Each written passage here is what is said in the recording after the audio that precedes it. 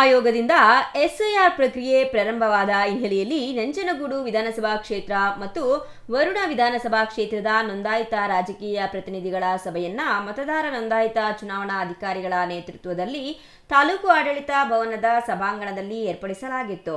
ಈ ಸಂದರ್ಭದಲ್ಲಿ ತಾಲೂಕು ದಂಡಾಧಿಕಾರಿ ಡಾಕ್ಟರ್ ಸ್ಮಿತಾರಾಮ್ ಮಾತನಾಡಿ, ಚುನಾವಣೆ ಆಯೋಗದಿಂದ ಈಗಾಗಲೇ ಎಸ್ಐಆರ್ ಪ್ರಕ್ರಿಯೆ ಪ್ರಾರಂಭವಾಗಿದ್ದು, ನಂಜನಗೂಡು ವಿಧಾನಸಭಾ ಕ್ಷೇತ್ರ ಮತ್ತು ವರುಣ ವಿಧಾನಸಭಾ ಕ್ಷೇತ್ರದಲ್ಲಿ ಈಗಾಗಲೇ ಮತದಾರರ ಮನೆಗಳಿಗೆ ಗಣತಿ ನಮೂನೆ ಪತ್ರಗಳನ್ನು ಅಂಗನವಾಡಿಯ ಬಿಎಲ್ಒಗಳು ವಿತರಣೆ ಮಾಡಿದ್ದಾರೆ. ಮತದಾರರು ಗಣತಿ ನಮೂನೆ ಪತ್ರದಲ್ಲಿ ಮತದಾರರು ತಮ್ಮ ಮಾಹಿತಿಯನ್ನ ನಮೂದಿಸಬೇಕು. ಯಾರು ಆತಂಕಕ್ಕೆ ಒಳಗಾಗುವುದು ಬೇಡ.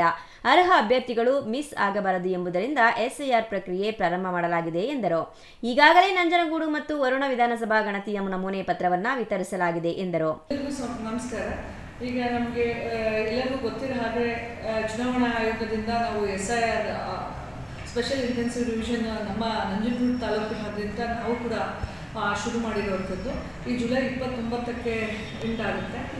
ನಿಮಗೆಲ್ಲ ಗೊತ್ತಿರೋ ಹಾಗೆ ಒಂದು ಎನ್ಯುಮರೇಷನ್ ಫಾರ್ಮ್ನ ಎಲ್ಲರ ಮನೆಗೂ ನಾವು BLO ಮತ್ತು BLA ಅವ್ರ ಕಡೆಯಿಂದ ನಾವು ಡಿಸ್ಟ್ರಿಬ್ಯೂಟ್ ಮಾಡಿಸ್ತಾ ಇದ್ದೀವಿ.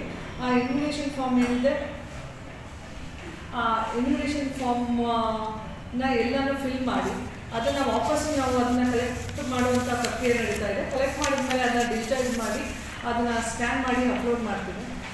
ಏನು 2022ರಲ್ಲಿ ಮತದಾರರಿದ್ದರು, ಅವರು ಡೀಟೇಲ್ಸು ನಮ್ಮ ಸಂಬಂಧಿಕರಾಗಿದ್ದಲ್ಲಿ ಅದ್ರ ಡೀಟೇಲ್ಸನ್ನ ನಾವು ಎಂಟ್ರಿ ಮಾಡಬೇಕಾಗುತ್ತೆ.